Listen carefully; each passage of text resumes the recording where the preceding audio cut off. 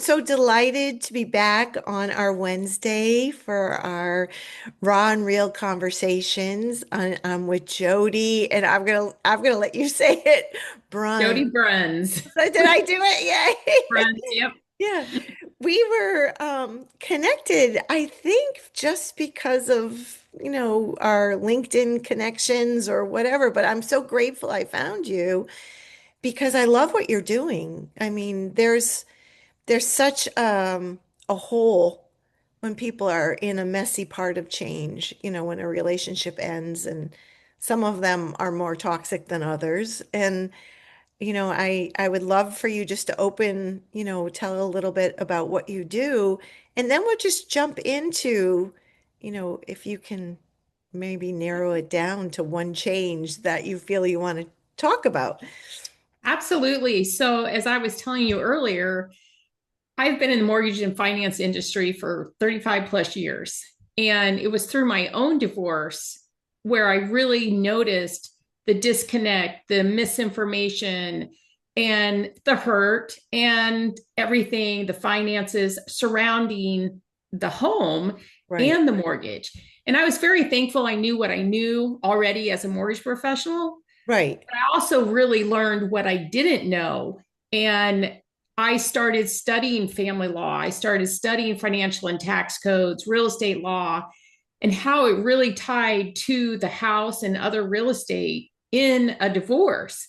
And Okay. so I started building my own divorce mortgage planning practice as an active mortgage professional.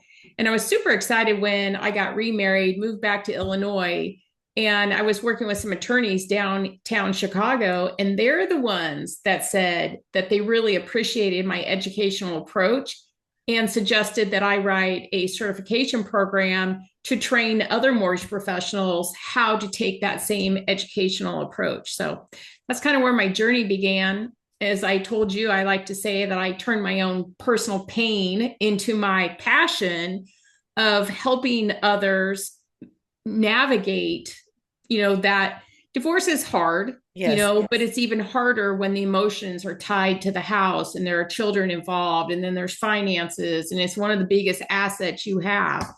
And just Correct. being able to take that neutral approach and help women, through that time managing that big asset or having to move, having to uproot your Yeah. children, move to another home. And maybe that's a good decision. Maybe it's the right decision to keep the home, but it needs to be talked through Right. from a neutral perspective, if you will, to make sure that it is the right decision for you and the family. I think like you need really to have like a team approach Mm-hmm. when you're in this new world of going Yeah. through a divorce, regardless of it, if it's high conflict or non-conflict or, mediation or whatever, style that is happening. You just really need to know. Like, I didn't know that you existed when I Yeah. was going through, my situation. So Yeah. you mentioned your divorce. So, and making, this pain into your passion. Would you say that was the biggest change that happened? But you were still working within your expertise, right? You just, Yeah. It really, I would say the biggest change for me was awareness, you know, really seeing how the home, uh, too many people say, look at it like a business decision. It's just a house, it's just a mortgage. And the biggest change that I think all people going through the divorce and they're trying to figure out what to do with the house is it is going to be a change whether you stay there because the right, atmosphere, right? The right. environment has changed. Yes, Uh, the accountability around the house changes. And correct. obviously, if you move, it changes. Yes, And I think everyone needs to approach the house from a needs perspective, if you will. Um, do you need to stay in the house? I will give you one example of a story I love to share, especially for women listeners. I Okay. was working with a lady out in Colorado several years ago, and she was adamant she was keeping that house. She was adamant that she was not moving the children, but I could barely get her to qualify to refinance the mortgage in her name. And there is something to being house rich and poor, right? Right. And she explained to me that she has two boys. She's not disrupting their lives anymore. They're active baseball players, competitive leagues. I have children. My two older boys were huge competitive ball players, all the way from literally 8 years old through college. It's expensive. It's Yes. very expensive, Yes. those travel teams. Yes. So I had an honest conversation with her that you are going to either keep them in the same house and have to tell them, I'm sorry, honey, we can't afford to go to Omaha for your baseball tournament this week because I have to make the mortgage payment. Or do you accept the fact that children will change also? They will adjust to change. Do you move to a home that is more comfortable for you financially? Right. And then you can still allow the children to go on their travel teams. So change hits us in all different ways for through divorce surrounding the house. And I think one of the biggest changes it had on me, like I said earlier, is opening my eyes and really recognizing that you do need to integrate divorce mortgage planning into your divorce settlement or your separation. Just as part of your normal plan, you should have a trained mortgage professional in divorce as Yes. a member of your team Of so that you course. Yeah. both parties will understand the impact that the language in the settlement agreement has on either party being able to afford the home or not. And so I would, my advice, I don't like to give advice, but what I would share with your listeners is divorce is going to change everything as we're talking about in your home. You need to look at all the options to make sure that the change you are going to implement is the change that is correct for you, your family, your circumstances, and your financial future, because we want you to be healthy financially. And we want you to be healthy mentally as well. I I I so appreciate where, those pearls of wisdom that you're sharing. And I'm curious, like within my coaching, I always say to my coaching people, like, okay, so we're making this decision now. And, let's talk about two things that might happen when you're making this decision. But I always say us girls have a right to change our mind. So if you make the decision and you're post-divorce, and now you have that mental oxygen, emotional oxygen, spiritual oxygen, and you're like, uh-oh, you know, maybe I didn't think this through quite the same. Just because it's post-divorce doesn't mean that someone can't speak with you about Absolutely. the change again. Yeah. Yeah. So, I would say that's probably our hardest time to help.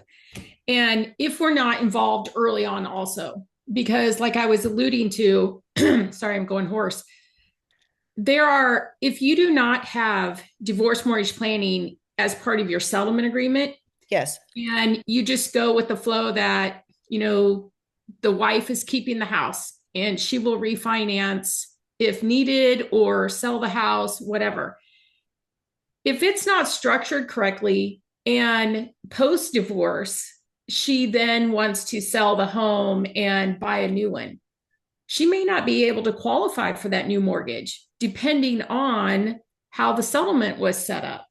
And we want to make sure that our spouses are protected for future financing so they don't have to go back to litigation, renegotiate the settlement agreement just to put her in a place where she can qualify. And I like to always say to our legal colleagues is that what may be available as a legal option may not be available as a mortgage option. And we've tried to overcome lots of hurdles post divorce because of the way Right. the settlement agreement was structured. So I would, yes, we can always change our mind after the divorce. We can say, you know what, this house is too much for me. I didn't Right. realize the maintenance, Right. that's required, the upkeep of the lawn. Right. Change your mind, but make sure you are in a position post divorce to qualify for that mortgage financing so you can change your mind. Yeah, it has like these tentacles that you have to, I was a preschool teacher. Ah, And when you always had to be like 4 steps ahead. When you were bringing 20 kids out with all these wonderful teachers, we had to have this mindset of let's think 5 frog jumps ahead of what could happen or what couldn't happen. And I think the hard part when you're going through a divorce, you're just so raw. very. And that's why you need, your lawyer isn't your emotional support person. No. No. And your lawyer isn't really, they'll find the money and, they'll look for what they need to create your case, but you bring a different skill set. You bring the kind of rubber meets the road. Like, let's bring us down to what you can do, what you can't do, and how we can Yeah, make sure that your family, the way it looks different now, is going to be fine. absolutely. Attorneys are great. Financial planners are great. They know their industry. They are not mortgage professionals. And that's, I think, where the big gap is there. But I would just encourage your clients going through a divorce, even if they're contemplating, going through the divorce, is let's weigh all of our options, because Right. change is inevitable. Everything's going to change, but you can control the controllables. This is interesting because I didn't think we were going to go this way, but I want to say this. When you're in a really high toxic, abusive relationship and there's coercive control, Mm-hmm. and you're so disconnected because of that coercive control of what the money really looks like, because that is usually one of the leaders of It is. controlling We see a that. lot of financial abuse in what we do. We recognize it, and sadly, I was a very strong woman. I still am, but even back, before our divorce, and I was a professional. I managed, our finances, everything. And then when I started studying financial abuse as well, I recognized, you know what? I was a victim of financial abuse. And my situation wasn't that my ex-husband controlled the money. My financial abuse was that I had to pay for everything. I paid for the children's sports, I paid the mortgage, the car, the insurance, the food, while he was putting his paycheck into a separate bank account. And after the divorce, we got our divorce during the housing crash. Oh, And I was in the mortgage no. industry. So I got a double whammy, so he was set up perfectly to go buy a new house and take care of himself. And I'm sitting there in an industry that's crashing and recognizing that I paid for this. Right, right. Like that. So it doesn't matter how strong you are, you can still be a victim of financial abuse and a victim of toxicity when you don't even realize that you are. So, but Right. the house is a major item of contention. And I've seen all too many times in divorce cases where it is held as the carrot. Do you want this house? Then you're going to give up this. Or, there is that narcissistic control. And Yes. it's it's a sad thing, but you can only imagine, well, you probably have seen it, but for our listeners, there's so much around the house. It is emotional, it's controlled, it's money, it's finances, Yes. it's it's not just an asset. It's your home, it's where you live, it's where you gain your sanity, if you will. Security I and had 5 kids, so sanity. I didn't have a Yeah. lot of sanity, but It's your, it's your secure place. it So is. what I wanted to finish maybe saying about that is, my friend Lisa Johnson, who is the author of Been There, Got Out, we were talking in with her conversation, you know, you don't realize, just like you said, you don't realize what situation you're in that is controlling or Mhm. overwhelming or rights removing. Yeah. And when you get out of it, she mentions that, some women didn't even know how to order off a menu because they never really had choice. So Hmm. like I'm seeing people who are coming out of this so dazed and in recovery, and then the empowerment comes. Yep. So that's why your voice is so important because there's there is empowerment in your position. Yeah. I can't, one of my big recovery things from our divorce was, I grew up in the church, always went to Sunday school, et cetera, but I never really, expressed my faith or anything publicly. And it was that, though, that got me through all of the change in my life. I read a book, it's called The Power of a Positive Woman. And it really changes your perspective, is that you can do this. And you're the first one I've told this, but as of yesterday, I just had a second book published, and it was called Anchored in Faith. Oh, And I've wonderful. been working on it. It's a 40-day devotional for women going through divorce. I And love that, honey. yeah, it helped. Congratulations. Thank you. So it's on Amazon now. It just Oh, went live good. yesterday, so I'm super excited about it.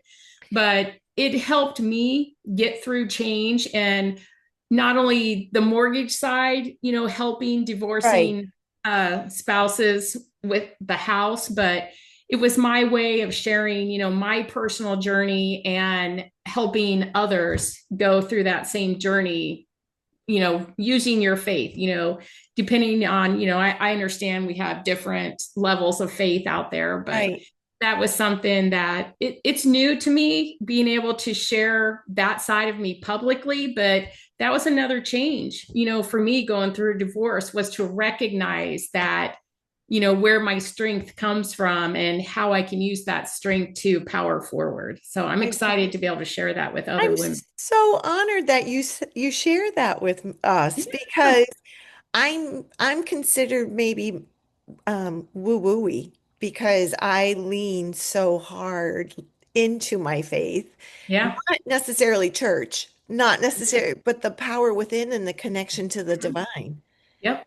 And I don't think if I didn't, have that kind, I have developed different ways of connecting. Mm-hmm. And I am too working on something that is coming out, a little Nice. bit louder about Yeah. the faith because I think if I didn't do that, lean into it the way I did, I probably wouldn't have made it because it was Yep. unrelenting. It was. It was It's it was something that you shed tears, but then you come out stronger. And yeah, I'm really excited about it. I'll send you a link to it on I would Amazon. love it. We'll put the link under the video Yeah, that'd too. be great. I appreciate that. So I'm super excited about that. Well, It sounds crazy that I'm a little nervous to start marketing that, but I shouldn't be, and honey, I hear with you. a different I side. have I have two books. I have Girlfriend to Girlfriend, a Fertility Companion, and that was a big leap for me to come out and say, I struggled with infertility. And then I started, we're on the same path because it was taking that pain and putting it into my passion. And I've been Mhm. helping women create their families, with or without a partner. Yeah. for decades. And then this high conflict divorce, it was very embarrassing to me. Yeah, me What you're too. talking about. Like, I had my own business, I had my own house. I gave that all up, moved, and just like you, I had the aha. I was like, "Oh my gosh, I was financially abused during this." Mhm. But you don't even realize that because you're a It is team. You're crazy. a Yeah. team. You're a team in this. You're a team. Yeah. Well, I thought, hey, I'm strong. I'm in control. I'm bringing in the money. I'm doing this. And then you sit there and you're like, wait a minute. That's not fair. No, I lived like we were so poor. I just watched our money, and then I was like, and my lawyer said to me at one point, "Where's the rest of the money?" Mm, And I was like, "What money?" yeah. There was the same thing that you wouldn't think that a person that you're supposed to be had taken a vow to you, like your ex-husband. Why Yeah. would you have your own bank account and stash your money away when you're in a home with your babies and your beautiful wife? Yeah. You put, he's putting gas in his car with the money that I put in there. It's like, come on, dude. Yeah. Your own money. Yeah, isn't it? It's a good soapbox to be in, to Yeah. really, think about shared asset isn't just for everybody else. Like if you're living in this home, how do you share in it? Yeah, It's absolutely. I'm so curious about the way, you know, this story is repeated, that what is mine and what is yours is mine. Yeah. It's a trust factor, right? Yes. And you have this ideal that what marriage is supposed to be like, what love is, what home ownership, this is our home, we're building it together, that sometimes you're blinded to what's really going on. And I am not an advocate for divorce. I wouldn't wish it on my worst enemy. Oh, But it unfortunately happens. Do you want it to happen to you? No, absolutely not. But you, even in the course of your marriage, if you are not present and you're not jointly managing things, you need to ask why. Or at least if you trust your partner for the finances, you should still be aware of where they are. I've helped ladies, unfortunately, who didn't know how to write out a check, right, because their husband did it all. And it's really sad, but it happens. And I would just encourage all of your listeners to pay attention, right, know what's happening. Approach it like this. What happens if your spouse dies the next day? Would right, you know where anything is? Or right, would you be like, well, I didn't know we had that. Well, I don't know where that is. right, How would you manage? And you should approach it the same way as be aware of where everything is because life happens, death happens, taxes happen, but unfortunately, divorce happens as well. And we don't want that. But because finances is typically one of the largest reasons for divorce, be aware of what's going on. Don't put right, yourself in a situation to where you have no clue. You should always be aware, and then maybe you'll have a healthier marriage. right. I think it's really important to not, I don't advocate for what your ex-husband did, but I think it's Yeah. important for have a credit card in your own name. Mm-hmm. Yeah, No. absolutely. Because So, I gave up everything and it became joint. I had one little credit card left. And when I filed for divorce, my ex-husband shut everything down, mm-hmm. blocked me Yeah, off of everything because his name was first. And yeah, so, like, why would you even be concerned about that when you're married? Because you're a team, you're supposedly working together. So, like, absolutely. that was one of my big takeaways. Make sure you have your own credit card. Make sure you do have a little savings account with your name in it, just your name. Not Yeah, that not that we want that to happen, but there's safety nets that you could put in. yeah. But It I is. say the name of your book again. I'm so excited for us women that I've been talking to because there's something that ignited in a connection for Yep. and Yeah. and So my book is called Anchored in Faith. I love that. Yeah, it is. It's from the perspective of me. It's like I said, it's a 40-day devotional. It's not a whole year, but 40 days just to help you get on that track. And it's my own input into specific scripture as to how you can get through your divorce strongly, backed by your faith. So anchored in faith. Anchored in faith. I love that. I was just listening to something this morning, and my intention for today was from St. Thomas, and it was, "May your joy be full." The Mm, line, "May your joy be full." And like that is like the anchoring in faith, yep. have that faith that your Yeah. joy is going to be full. Yeah. Thank you I know so on my much. wall, I have, don't worry about anything. Instead, pray about everything. And I think that it's on my wall. I had to move my witch's broom away from it. My daughter's, we have a long joke in my house where when my youngest daughter was little, she looked me dead straight in the eye when I told her to eat her dinner. She goes, "Mom, you are a wicked witch." Oh no. She was Can you, 3. yeah, oh my gosh. So I have this broom that says Wicked Witch, and Oh, I see it's it. Is it behind your yeah, lamp? it's behind my lamp I because love it. it was big in my Zoom calls, and I'm like, I should move that. I Nobody have knows one the behind my story is. door that's a witch. I think it was one of the fall ones that smelled like cinnamon, but I have Oh one yeah, too, honey. I think all powerful women should have their own witch's broom. yeah, But, it is. I believe mine actually says the witch is in or oh, something. I love it. I love that sense of humor too about it. I love it. I have one too. Good. Good. Well, there you go. We both have a book. We both have faith, and we both have our witch's broom.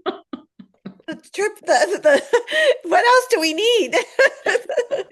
You've been so lovely. Thank you so much. I'm going to include the link under the video for your book Thank you. Thank you very much. and all the information needed for everybody to find you. We have a Oh, tornado warning going on. oh gosh, I'll let you go. I'm going to stop the recording. Thank you so much.